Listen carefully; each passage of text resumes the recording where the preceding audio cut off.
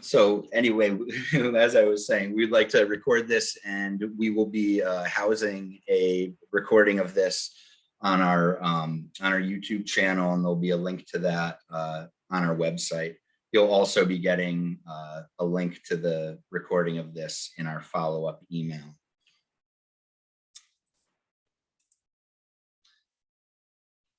So TTASK is funded by the Connecticut Department of Mental Health and Addiction Services, along with other statewide prevention resource links.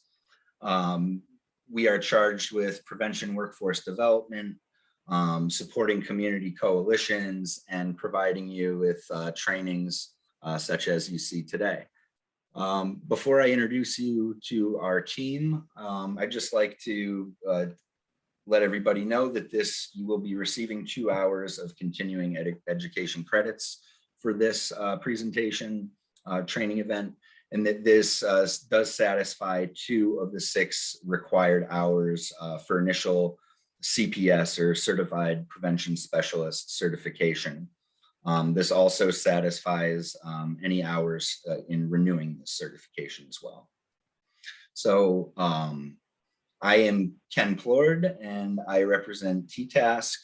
I've been with TTASK for about a year. Prior to my work with TTASK, I was a coalition coordinator in West Hartford, and I also worked at the Institution of Community Research in Hartford. And I worked there for a few years as a research assistant, and I worked on a number of projects regarding data collection and from youth who are unstably housed, who are at risk of HIV, to older adults managing complex medication regimens. So I have a lot of experience in this area. And actually, prior to that, I did research in botany for a few years, and I think I became more interested with the people, where the plants came from, than the plants. So I made my switch to anthropology. So I'd like to introduce you to the other presenter today on our team, David Reyes. David, would you like to say a few words? Yeah, sure. Hi, everyone. I also served as a youth peer advocate with the West Hartford Prevention Partnership under Ken's coordinatorship, and that was a few years back. And while there, we did some data analysis, and we focused on community-based participatory research and some youth participatory action research with the youth at the teen center in West Hartford. And I did serve some time on some other studies at the Institute for Community Research. We did some formative research data data collection on the effects of cell phone use and sleep. Then beyond that, I transitioned to a master's program in social work, and during that program, I served as an intern for the Community Research Alliance, and our objective was to connect community organizations and research institutions, just to so that they can form a mutually beneficial relationship and just have more research informed data and intervention practices. And then I did a small internship with the Hartford food system, and I did some formative research there as well on farmers markets. So that's where my research comes from, or my experience comes from. Thanks, David. So we will be doing presenting some short sections today. I'll also have another teammate from TTASK, Jennifer Jacobson, who will be monitoring the chat box for us along with David. In addition to my TTASK teammates, we also have a guest speaker today, Jennifer Sussman, who's a research associate and coordinator at CPIS, otherwise known as the Prevention Evaluation and Statistics at UConn Health. Jen, would you like to just say a few words? Sure. Good morning, everybody. I'm really happy to be here. Unlike these folks, I think we all come from really different backgrounds, which I think is really adds to the diversity of perspective in the work. My background's in sociology, And I've actually spent the last 30 years doing data collection and survey development for Yukon Health. First as a lowly research assistant doing data collection in communities, Bridgeport, New Haven, throughout the state of Connecticut, and now over time developing protocols and managing these kinds of efforts now. So I'm just very, very happy to be here and to be interacting with you all. Thanks, Jen. So this is, in the last year, we designed a new way to deliver the ethics training. I don't know if, I know there are definitely some of you on the call who experienced what it was like prior to that. And prior to the way we're doing it now, it was in one 6-hour segment, which I love ethics, believe me, but holy smoke, 6 straight hours can be a little bit much. So by breaking them into 2-hour segments, we've seen better attendance. It's a little more manageable period of time to attend such trainings. And also it allows us to kind of do these kind of different approaches where we will go specific to research and data collection ethics. We did another one on ethics across the SPF. So by doing it like this, supervisors or prevention coalition coordinators can use some of these specific modules if they want to take them back to their coalition or their place of work. And again, all the tools and resources that you see today, including the PowerPoint, there will also be a one-pager on best practices, along with the recording of this, will all be emailed to you, as well as being housed on our Key Task website. And this is the website address below. So I'd like to find out a little bit about everybody else real quick with our first poll question here that I'm going to launch. So I'll launch the poll question. I'll keep it up for about 45 seconds. Put in your answer, and then I'll show the results for a few seconds, and then we'll talk about them. So here we go. Everybody see that okay? Give me a thumbs up if that's, oh, I see answers, that's good.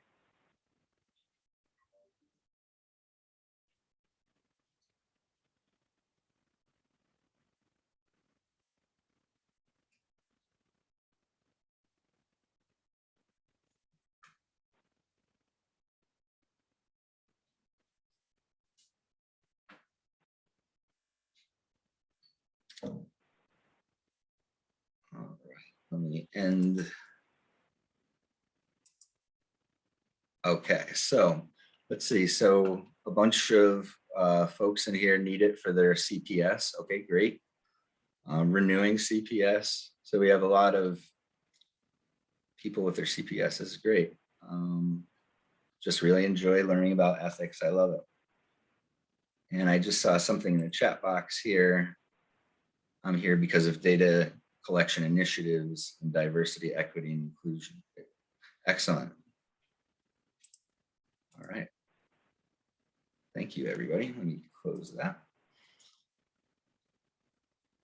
So let me share my screen again here. We can go over a few of these learning objectives for today. So we have 5 learning objectives for today that I'd like to review real quick. 1, gain perspective from the historical context of research ethics in the United States. 2, the application of the 6 principles from the Prevention Code of Ethics to data collection work. 3, identify best practices as it relates to data collection. 4, use a process to resolve ethical dilemmas. And lastly, network with other prevention professionals. We kind of miss these in-person meetings because we don't get the chance to network. So the second half of this will be breakout rooms in which I want to build in a little bit of time where everybody can get to know each other a little bit. So know that that will be built in as well. So I'd like to run 2 more polls before we start our series of short presentations today.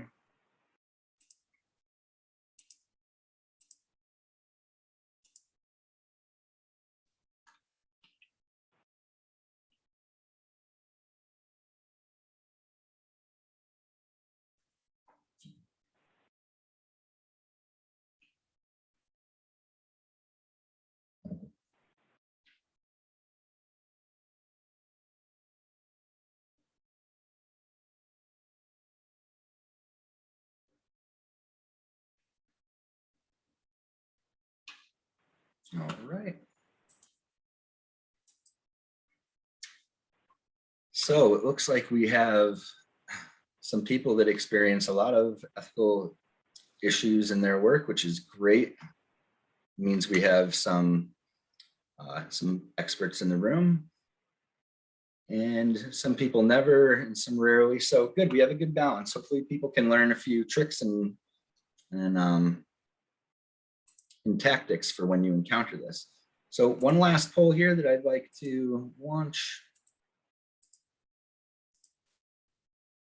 How often are you involved with data collection efforts in your work?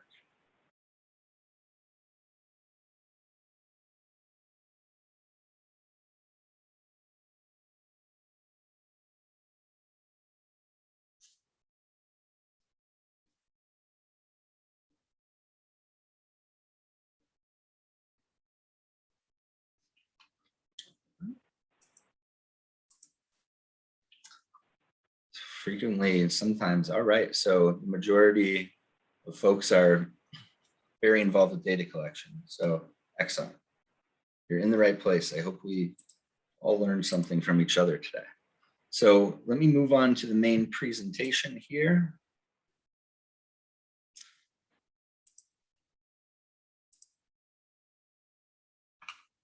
Okay.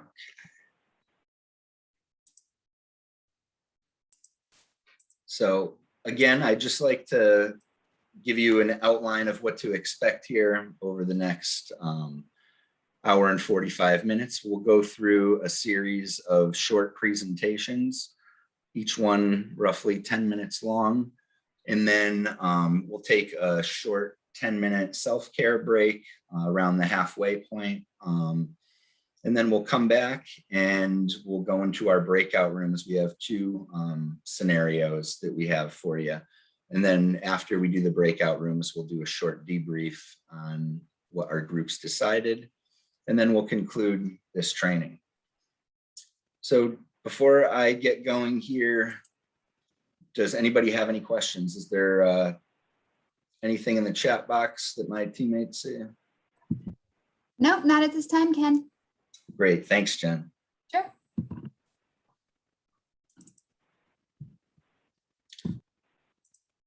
Okay, so we're going to start off with, I'm going to go through these next series of slides pretty quickly. This is just kind of to set the foundation. In all of our ethics presentations, we always show the same few slides just so we are all on the same level of understanding for the basics and fundamentals. So all professionals are guided by this code of conduct, by this code of ethics, ethical conduct. And in order to be recognized as a profession in society, there are a few standards that need to be met, such as membership in an occupational organization, and expertise in an area, service orientation, and autonomy. And because prevention professionals meet each of these criteria, they're also held to expectation that society has of professionals. One of the most important being that professionals will not place personal gain ahead of the public good. So as a result of these expectations, society grants professional standing to these groups who contribute to the well-being of society. But we also have obligations. In addition to this, we have obligations to our organization. We may have obligations to the public. And we also have certain obligations to the practice. For example, if you are a police officer, you have certain obligations that look different than a teacher might to their practice. It's important to think of ethics as a decision-making process. A lot of times we use these words interchangeably and don't understand the difference.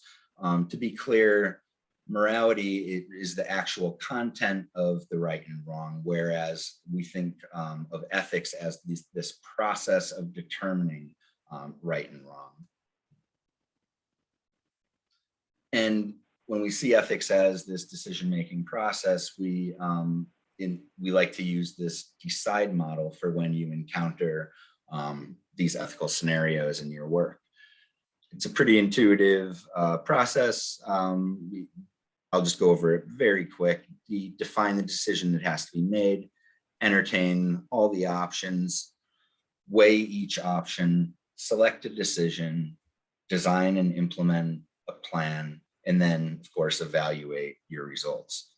So with this decide model, if you, in the scenarios that we have for you in the second half of this, if you find yourself getting a little bit hung up on any of them or don't know which direction to go, this model is always a good guide to refer back to. And of course, I'd like to talk just briefly about the Prevention Think Tank Code of Ethical Conduct, which is the code of conduct that we are talking about here today. This is created by SAMHSA in the ICRC. And this is a code of conduct that's guided by core prevention values and competencies and provides models of behavior.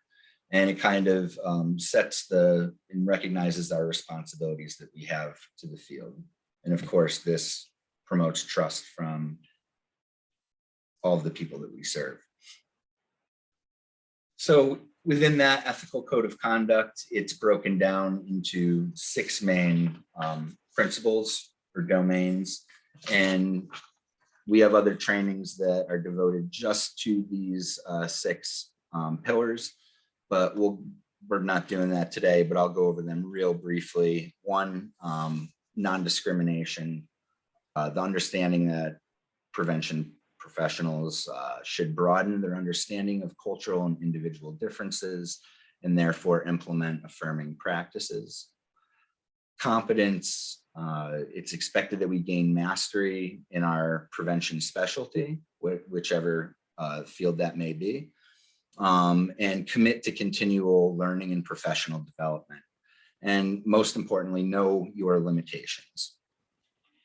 3, integrity. Prevention professionals should behave in a trustworthy manner and should always engage in honest and fair practice. 4, nature of services. Practices should do no harm to service recipients. Your practice should be respectful and not exploitive of those that you are serving. 5, confidentiality. Information acquired during practice shall be protected from disclosure or from public access. 6, ethical obligations for community and society. And this last principle states that you should raise awareness and be an advocate for a policy that promotes community health and general well-being. Kind of a talk the talk, walk the walk is the way I like to think of that last principle. So with these today, included also in the package that you receive after this will be the actual code of ethical conduct, which is a few pages long, and it takes a little bit deeper description of each of these 6 principles if you would like to reference that at a later point. So at this point, I would like to hand it over to David to tell us a little bit about the historical context of research ethics in the United States, kind of set the stage. Okay. So good morning, everyone again. David, like Ken said, I'll be attempting to set the stage for the ethical principles that we have today. And generally, the way that this presentation or this segment of the presentation is going to go is that there's going to be like an unethical atrocity, and then there's going to be like a lesson learned right after that, and then there will be like the ethical principles that are emerged from that lesson learned.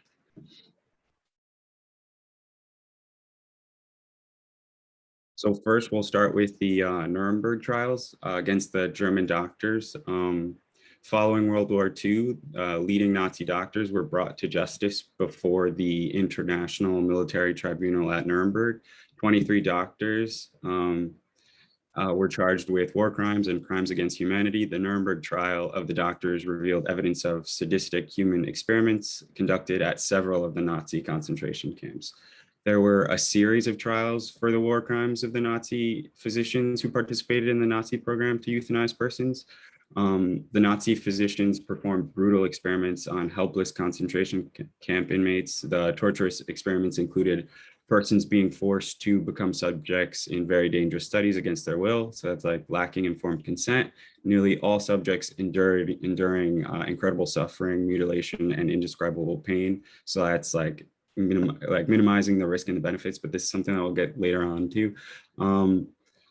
Then the experiments were often deliberately designed to lead to fatal outcomes for their victims. Right here. So the Nuremberg trial, the Nuremberg Military Tribunal's decision in the case of the Nazi doctors recognized the atrocities performed and included what is now called the Nuremberg Code. It's a set of research ethic principles for human experimentation created as a result of the end of the Nuremberg trials. According to this code, experimentation is only justified if its results benefit society and it is carried out in accord with the basic principles that satisfy moral, ethical, and legal concepts.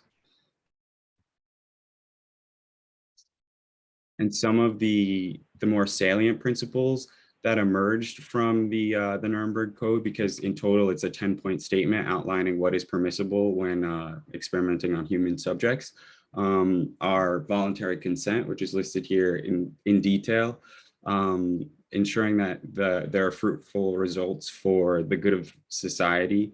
Then there's that the experiment should be informed by an existing and like well-informed understanding of natural phenomena, not something random. That the experiment should minimize the suffering and injury of the human participants, and that that no experiment should be conducted where there's belief to be that death is like a plausible option or a plausible like outcome.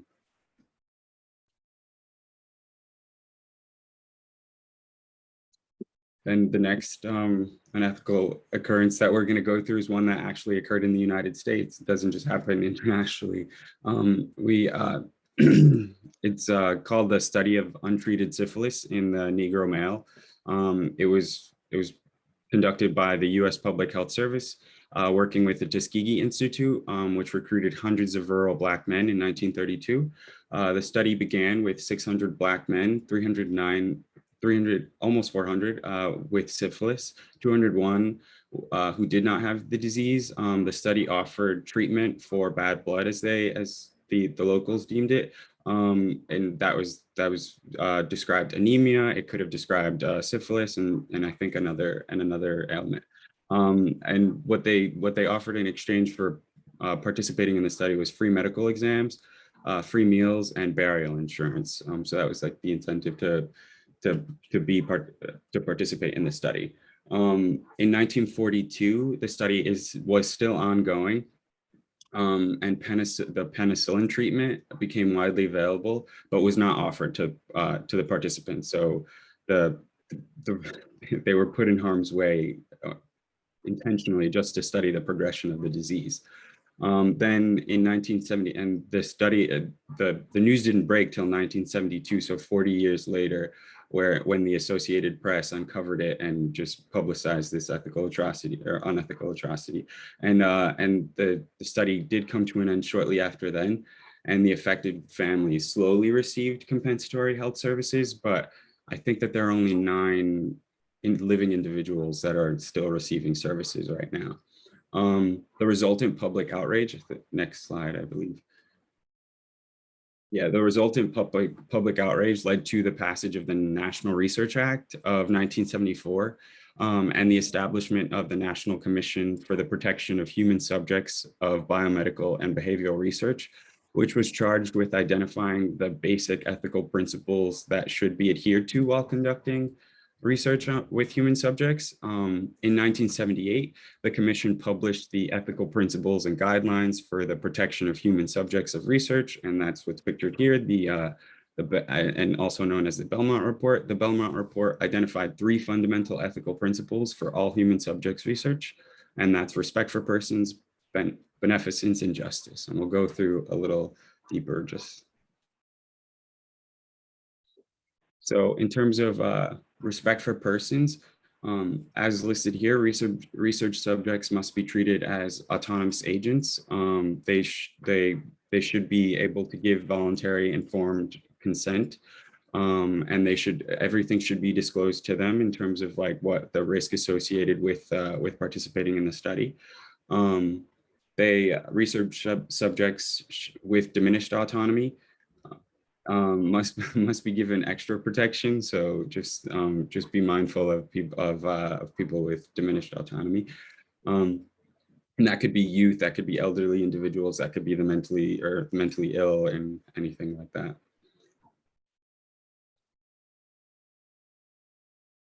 The next one is beneficence. So the objective here is to do no harm, and to maximize the benefits and minimize the harm. And as listed here, the key idea is careful assessment of risk and benefits. So just be mindful of all of that and have the foresight and the forethought to think through all of the things that could go wrong and all of the potential like benefits that could be tied to participation in a study. And then there's justice. This is listed here, the equitable distribution of research costs and benefits. And then just thinking about which individuals or groups ought to receive benefits from the research. So thinking in terms of like just historical injustices and trying to address those. And then which individuals or groups ought to bear the burdens of the research. So this is in terms of like selecting the right group, or selecting the right group so that your research is accurate and valid, but that's getting into some other nitty-gritty stuff, but yeah. And before this, I advance to the next slide, David, I just want to point out to Deborah Lake's comment in the chat box that great minds think alike, because here is yeah. Yeah, we're right on that. So as far as Henrietta Lacks, there in the 50s, Henrietta Lacks came down with an ailment. She went to Johns Hopkins and she was diagnosed with cervical cancer. While there, they harvested her cells without her consent. And unlike all of the other cells that they harvested without people's consent prior to that, they noticed that like her cells didn't die upon several rounds of replication like other folks' cells did. So instead her cells doubled quickly and indefinitely. Her cells revolutionized the medical field because then they were able to use them to study the effects of any vaccine or any treatment on human cells. So it's contributed to the development of a polio vaccine, to the development of cloning techniques, and numerous cancer treatments, and it's even been involved in COVID research. HeLa cells, as they're now called, brought in enormous profits for biotech companies, but none of that was ever benefited her family or the community up until recently, of course.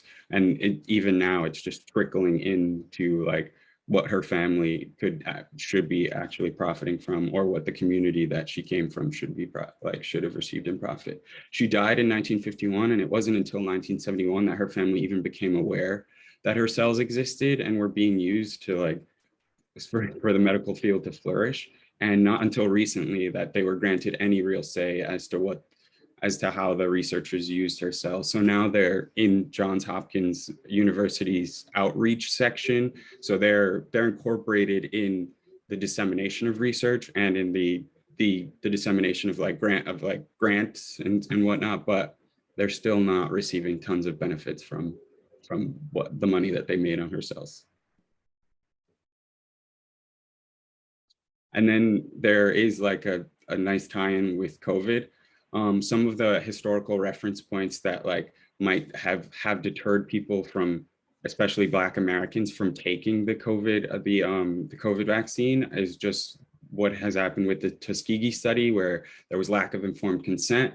The risk definitely outweighed the benefits, especially with the advent of penicillin, or the proliferation of penicillin as a treatment, and then the lack of its use. And then the unethical convenience sampling along racial lines. So choosing I can't believe he's doing that already. Hopefully he'll stop. Oh my God. Okay. And then there's Henrietta's lacked cells. She lacked informed consent. There was an imbalance in benefits of like the fruits of the research. So the family and Henrietta never received benefits from Oh, actually okay. being involved in this Did study. you make the meatloaf or you didn't make the meatloaf? Um, Can I ask you to put your mic on mute, whoever does not have their mic on mute? Thank you. And then as far as like other COVID implications, Henrietta Lacks' cells have been used for the SARS-CoV vaccine research and the research into how like COVID was affecting folks. But.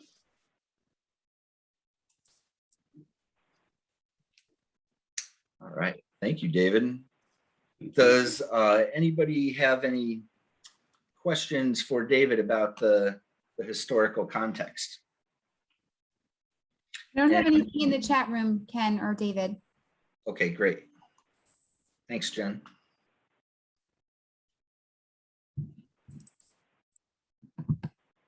All right, so this next section has to deal with some best practices around data collection methods. So we collect our data in different ways. A lot of the time, quantitative data is collected through surveys, and our qualitative data tends to be collected more through observation and participant observation, as well as interviews, key informant interviews, or focus group interviews. So this is those are the main ways that most of us are collecting our data, and that's what we'll be talking about today in this section. So many of us, when we are collecting data, there are some organizational guidelines that are set. Sometimes this could be in the form of an IRB or institutional review board. It may be called ethical review board in other agencies. Usually institutional review boards are with universities or research institutions. Some other agencies, you might just see it called something different, like Research Ethics Committee.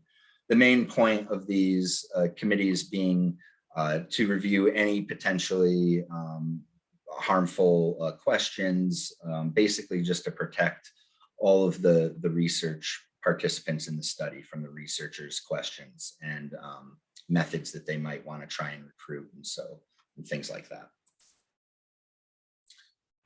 So we're going to jump into a few different best practices when it comes to some topics. So this first one being transparency.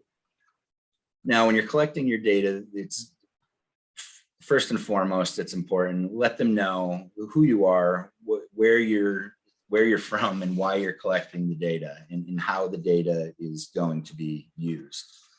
And it's most important that you make participants aware of any potential harms prior to their participation in any study. So, this might, a lot of us, when we do this, if you are asking questions about vaping, say, or if you are conducting an interview with somebody who is unstably housed, it's important that if you're asking some pointed questions around these things, that you're also providing any resources to them that they may need. Sometimes we don't do that, and it's good practice and in good form to do that. That way, you're connecting them with any resources they may need. Permission and consent. It sounds pretty basic, but again, make sure you have permission from people that are providing the data to you, and make sure that they understand that their involvement is voluntary. And I guess voluntary is going to be the key word here. And also that they're free to withdraw at any time without any kind of fear or pressure or retaliation from the leader on the research team. Consent can come in a few ways: active consent versus passive consent. Active consent being where you are sometimes actually reading word for word for these people to understand, and they would sign off themselves on it. Passive consent, for those of us that work with school systems, where like the school risk behavioral survey, The school systems go about administering that survey using usually a passive consent form, which might look something like, we're conducting a survey on this day. If you don't want your child to take it, don't have them come that day, or something like that. So it's that would be considered a passive consent form. Remain unbiased, and this sounds a lot easier than it is. And making a conscious effort to remain neutral and unbiased, it's important that we do acknowledge that we do have our own personal bias. For example, again, if I had experienced homelessness for a period of time, and now I am interviewing, I'm on a research project that relates to that, I might bring some of my personal experience from that, or some of my bias or feelings towards housing agencies or things like that. I might bring that to the table. So it's always important to acknowledge that we do have our own bias. Environmental considerations and remaining aware of the environment and your surroundings when you're collecting data. So I just wanted a quick anecdotal story on this one. I was in a hospital with a family member, and we had a very small space between us and the next person. And when the nurse was in with the other patient in the other part of the room, I heard everything about their patient history. And when the doctor came into the room, you know, I literally could have told him everything about the patient next door. Something like this can be mitigated by a simple noise machine. And it's not just limited to hospitals with that example. I know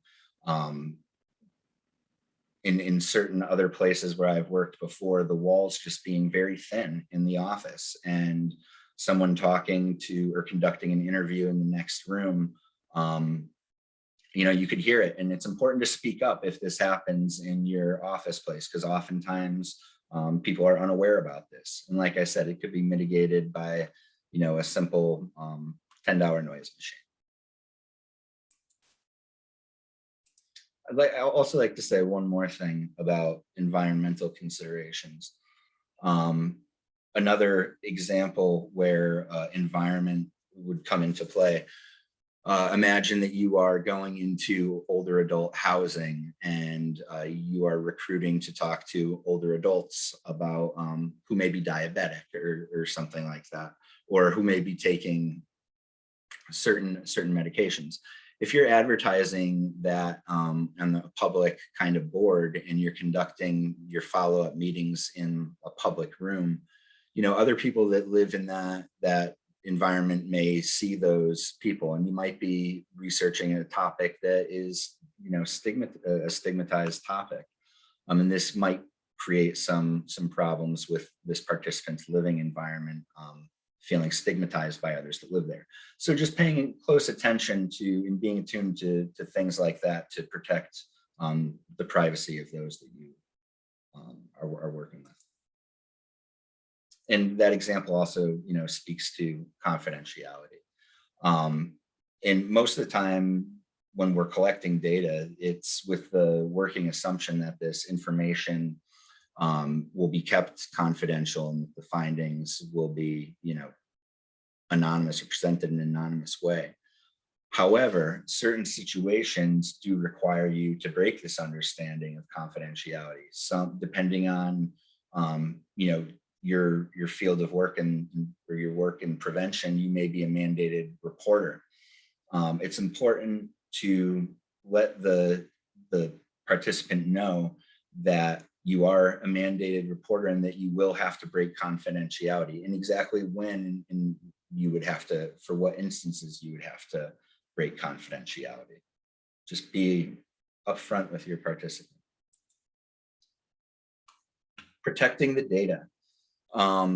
So again, in the age of COVID, so this has shifted a little bit, perhaps, on how we collect data. A lot of in-person interviews have switched to over the phone interviews, and, you know, perhaps you're recording those interviews. It's important that if you are recording them to your phone, if that has to be the case, that you have a lock on your phone so that only you can access it. And that if you can download it off of your phone onto a safe drive at your work, a protected drive, then that is the best practice from that. You really just don't want to have anything containing personal information that in a place that can be accessed by others. This also means if you are traveling in person to conduct interviews, maybe use a voice recorder instead of your phone if you're able to in a circumstance like this. And then you can just download it off of the voice recorder. Even in your car, make sure your car is locked. It sounds silly, but I know people have had their computers stolen out of their cars that have personal identifying information in it. So make sure that everything is password protected when you do store it on your computer. And then when you're back in the office, keep that computer, that information stored in a locked, secured location. Fair and representative samples. So like it says here, try to avoid taking advantage of easy to access groups. Excuse me. What do I mean by this? I mean, sometimes we can't avoid convenience sampling. That is just the only method that we have to use for sampling. But again, I keep going back to the example of youth that have experienced unstable homelessness.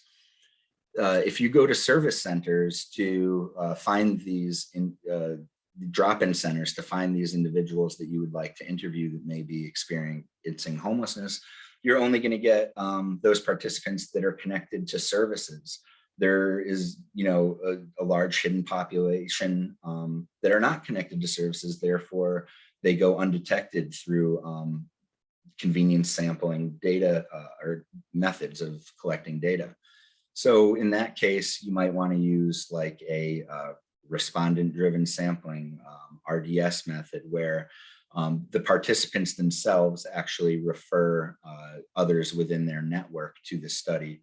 So if they do have people in their network that aren't connected to service centers, then you can finally access them. And finally, make sure that the data that you're collecting is from a group of people that helps answer our questions. It sounds pretty basic, but compensation. Be respectful of people's time and always, when possible, compensate them for it. And when this is done, when you do this, do it in a responsible way. And what I mean by that is, again, don't compensate the people too low where it's insulting for their time. But the opposite is true too, if your incentives are too high. So just make sure, and if it's a student, maybe that compensation looks like a stipend or a gift card as opposed to money. In dissemination, I know it's not part of data collection, but I thought it was important to include this here because it speaks to one of the principles of the Code of Ethics. After our data are analyzed, it's always good practice to share the results back to participants and include those folks that we are serving in the community, and make sure that they are always part of this dissemination process.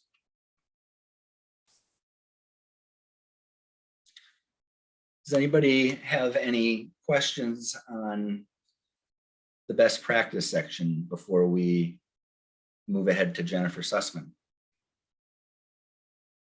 Jen Jacobson, how does our chat box look? No questions at this point. Doing a great job. Great, thanks, Jen. Yep.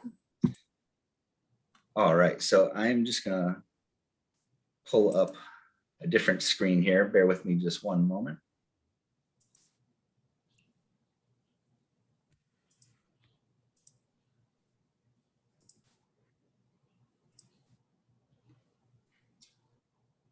Okay, take it away, Jen.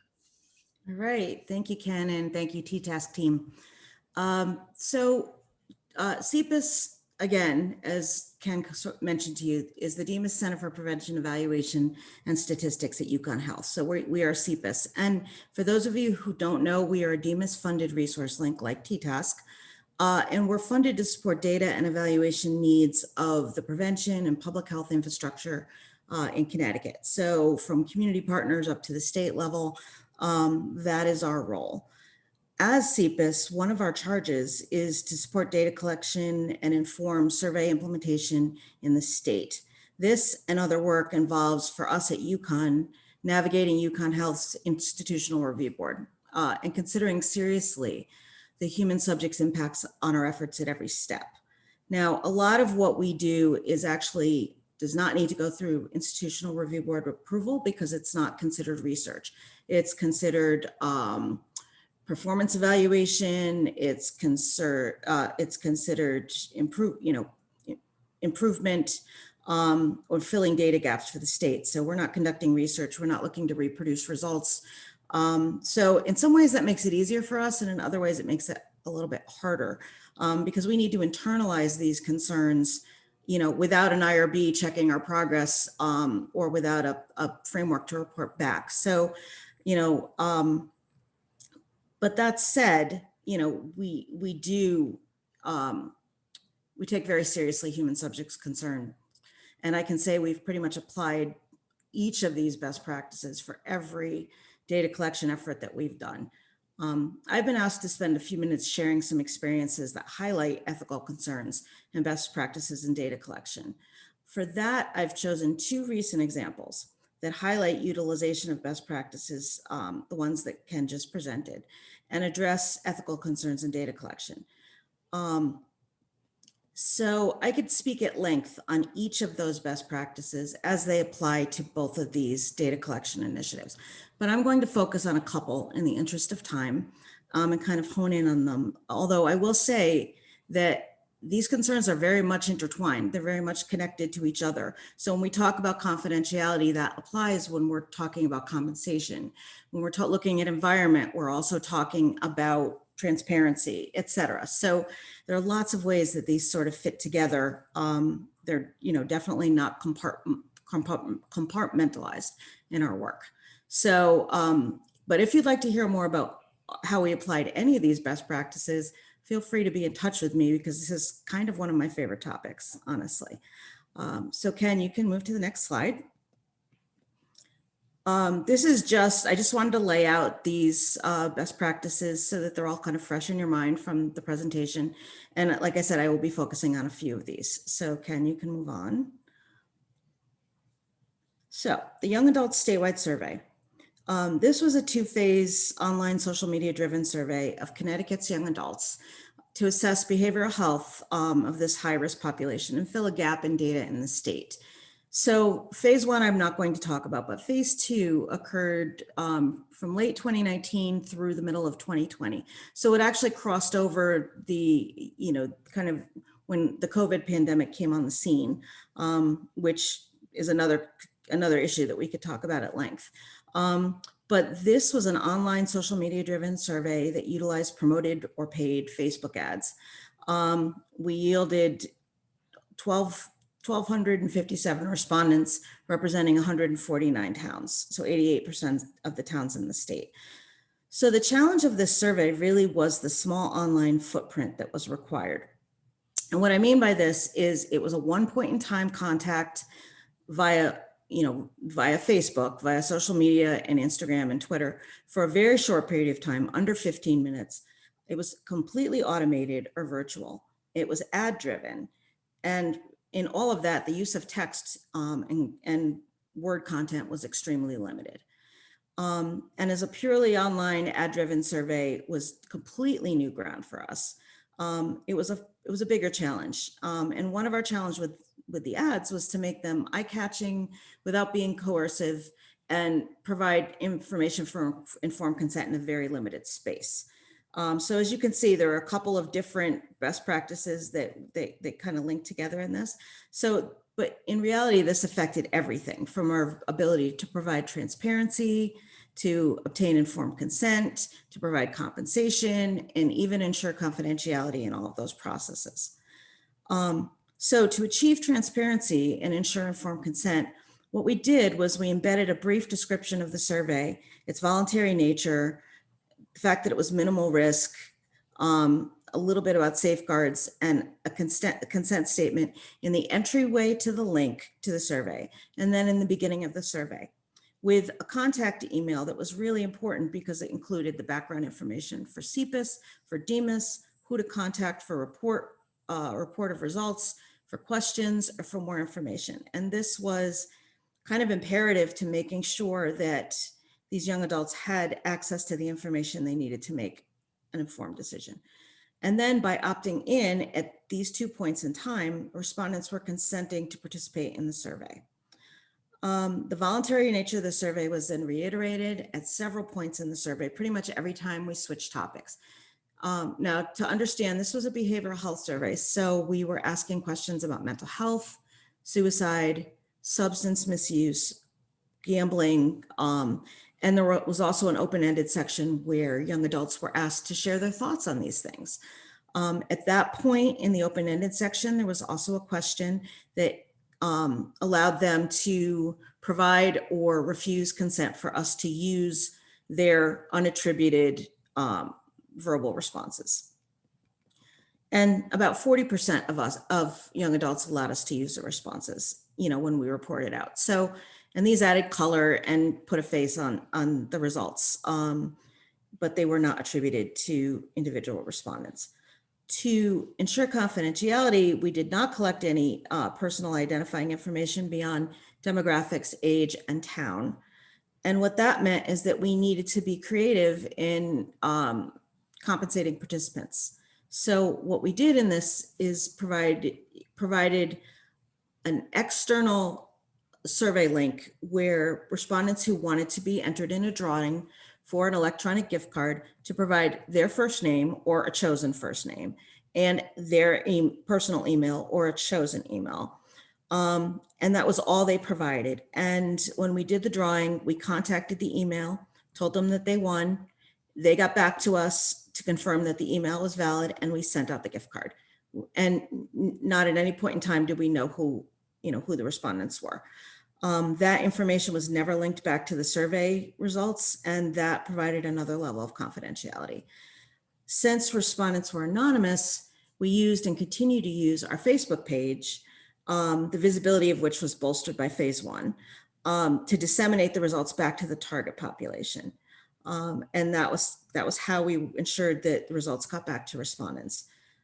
So that was one example. The second example, the Partnerships for Success Focus Group Initiative, was a CSAP DEMIS funded assessment of behavioral health among youth and parents during the COVID pandemic. The challenge here was that we had a tight timeline. We had 3 months, with the sum total of data collection occurring in 1 month in December, and the need for focus groups to be primarily online due to the pandemic. So again, this was new ground for us. So due to the extremely tight timeline, we went to the experts.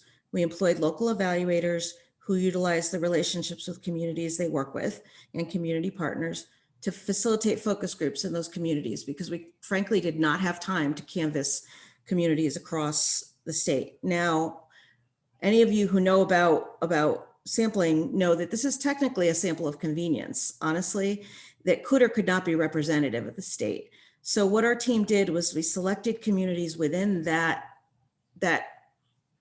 pool with the aim of collecting data from youth and parent groups that were varied both regionally and by community type. So urban core, urban periphery, suburban, rural, and wealthy. And applying that rubric to this pool, we selected, we conducted 18 youth and 10 parent focus groups with representation from each community type and 4 of the 5 DEMIS regions. And focus groups with LGBTQ and Spanish-speaking populations were included to ensure participation from these subgroups. And actually, based on the demographic data that we collected via a separate and unconnected survey link, youth participating in the groups were really more diverse than the state's population, slightly overrepresented in terms of populations of color and LGBTQ. Parents were less diverse, mostly white and mostly female. but we were using them more as key informants than focus group participants. So that wasn't really too much of a problem, although it is a limitation of the findings. Another key challenge just centered on the online focus group environment. And with this, I mean, there are a few things. One is the inability to really look at body language and assess focus group participants' levels of comfort and those kinds of things in an online, in a Zoom meeting. The other was the need for a facilitator who could really remain unbiased while still doing active listening, still, feeding, using somebody's comments to, drive the conversation forward. Incredibly tricky. And so for that, we did rely on the experts. And luckily, these local evaluators had a tremendous amount of experience with non-virtual focus groups. And, this active listening facilitator role of remaining unbiased. Don't try this at home. Honestly, I would say be very, very careful, practice, because it's very, very easy to appear as biased without even knowing it, especially in this kind of environment. And we use the chat quite a bit for those individuals who didn't feel as comfortable speaking. We did a lot in terms of kind of trying to make the environment as hospitable and as responsive as possible. Ground rules were spelled out in the consent and prior to the focus groups. Participants were identified by first name or alias. There's a lot more to this in the consent process that I won't go into here. So the last thing I wanted to the last 2 points I kind of wanted to make with this were dissemination became a challenge in this particular focus group initiative because the promise of access to local data was one key incentive for communities really participating. So we had to be extremely careful in making any kind of promises for local data. And we were very, very clear that local results would be limited to general themes and topics addressed. But we felt it was important to feed that information back to communities, not only in response to their commitment, but because the data is really usable at that level and needed. In both examples, one very important ethical consideration was the safety of participants and the potential effect of the subject matter on participants.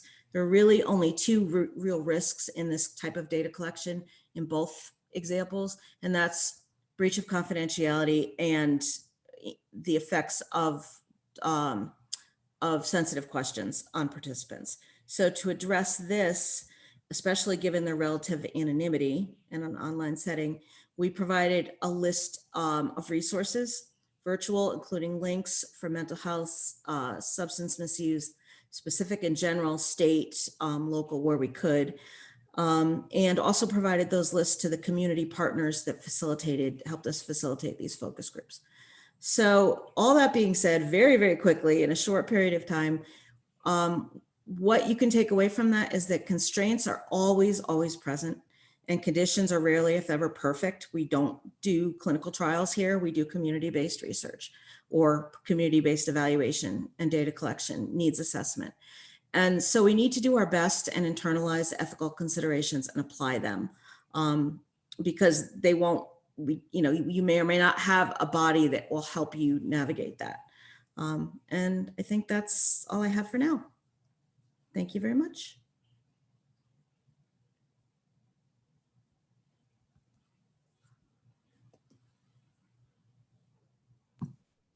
Thank you, Jen. Does anybody have any questions for Jen? If you don't want to use the chat box, feel free to unmute yourself. Nothing in the chat box, Ken or Jen. Thanks, Jen. You're very welcome. And if anybody has any questions regarding any of these, honestly, or would like to walk through their own data collection efforts with regard to these kinds of things, definitely be in touch. My email is on the last slide. So, and I'm sure it will be shared because it's a huge topic with lots and lots of application, iterations. So thank you. Excellent. Okay, at this time, if there are no questions for any of our presenters, we will go ahead and take a 10-minute self-care break and come back. I'll put up a 10-minute timer on the screen. And then when we come back, we will proceed with the breakout rooms. So thank you, everybody. We'll see you in 10.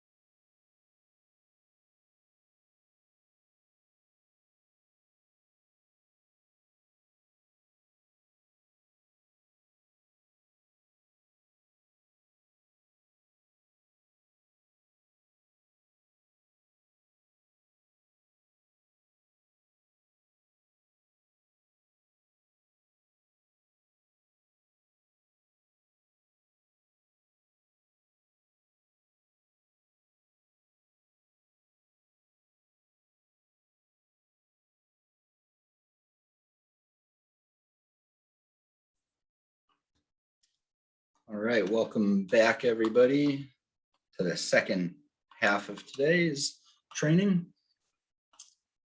So before we go to our breakout rooms, I'd like to just show you real quick. I mentioned earlier that you guys were all going to be getting a one-pager on best practices as part of the package from today's training. I just wanted to show you what that looked like.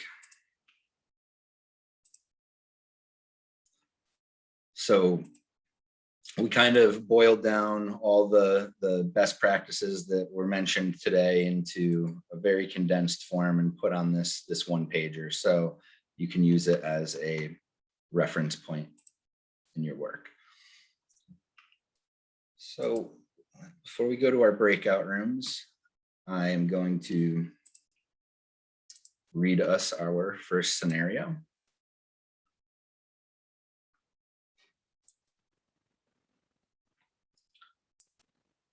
All right, so again, before I go into the scenario and read this out loud to everybody, we will be going into breakout rooms. And when you go in there, take a few minutes to introduce yourself. Again, say the organization that you're from, as we want to do a little bit of networking in this. But then, we'll come back after the breakout rooms. We'll be in there for about 12 minutes, and then we'll do a quick debrief before we move on to the next one. So scenario one. A new member of your coalition from the media sector, local newspaper, recently called you and asked you to provide a quote for her article on teen vaping before she sends it to her editor. She begins to tell you that it was difficult for her to get interviews with high school kids because she doesn't know any personally. So she stated she parked her car right off school grounds, and when she got out, she stood on the sidewalk and asked groups of kids if they would do an interview. She said only 2 kids agreed, but they both had some good things to say. So I want you to think about this scenario in your group and think about how you would handle this conversation. Are these responsible methods for recruitment and data collection? Why or why not? What is another method that you could have used to collect this data? And which ethical principles is or are relevant to this situation? And I will tell you, this is based loosely off of a real encounter. So although it may seem far-fetched, it is not. So give me a moment here just to get everybody into breakout rooms. This is always the stressful part for me, that I do this right. So give me just Pardon me. Yes. Ken, is it possible to share that infographic and the link so we can reference it as we're in our breakout groups? That is a great point. I tried to make these short just so in the event I couldn't do that, but let me try one thing very quickly.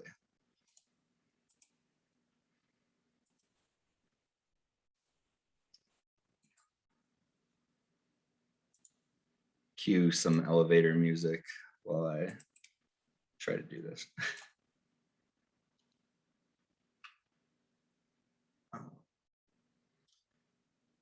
I'm having a little bit of difficulty doing that right now. I don't know if David, you can see if you can copy and paste the text from it into the chat box for us. Yep. Yeah, Okay. I'm on it. Okay, great. So while you're doing that, I'll get us in the breakout rooms. Okay. Thanks, David.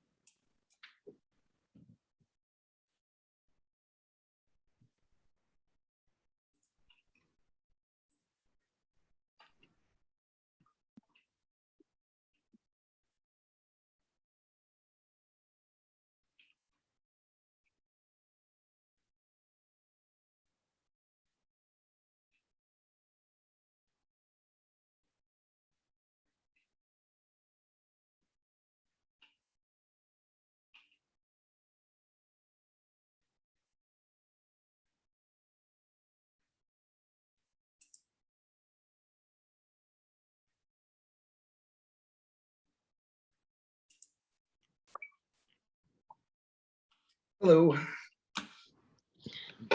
Hello. That worked. I always get super nervous for the breakout.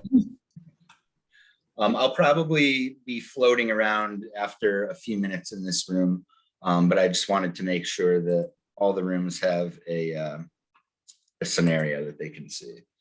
So I'm going to share my screen so we can all look at it here. Everybody see that okay? Yep. Okay, excellent. Hi, Deborah. Hello. So what do you, does everybody agree with this method of recruiting for interviews? Nope. Figured I'd start with an I easier. mean, as you said, like, it sounds like something that would happen for sure.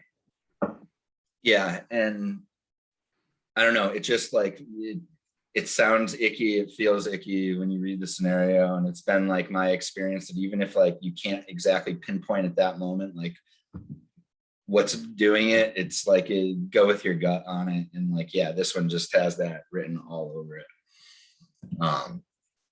So yeah, obviously there could have been a different way. How would you have gone about collecting data if you were, or what, how would you suggest that this reporter collects that kind of data?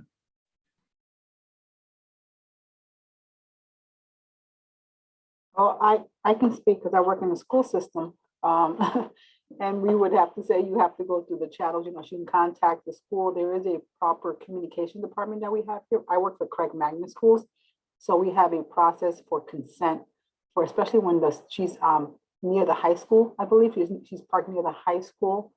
Trying to interview students who I'm assuming she's probably seeing them when they're outside. I'm not sure if she's at the bus stop or anything. But there would be a process where we would have to get consent from the high school students, where we could even suggest her contacting the department, finding out what exactly the survey is that she wants to administer so that we can get parental approval, and then guiding her to the right procedures that you have in the school system reference to serving students.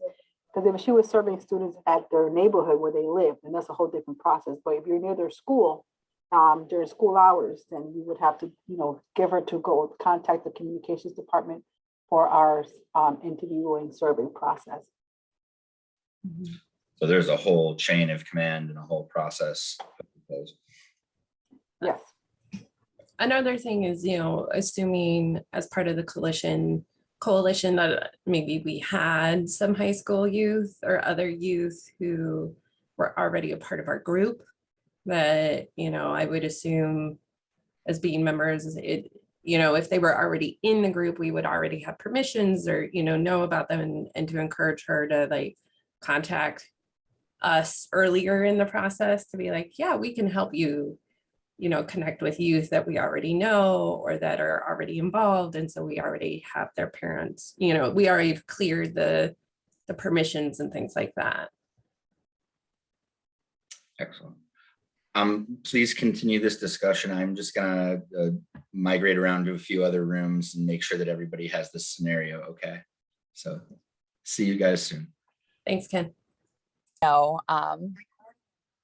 how their parents felt about that, and I wouldn't want to associate my organization with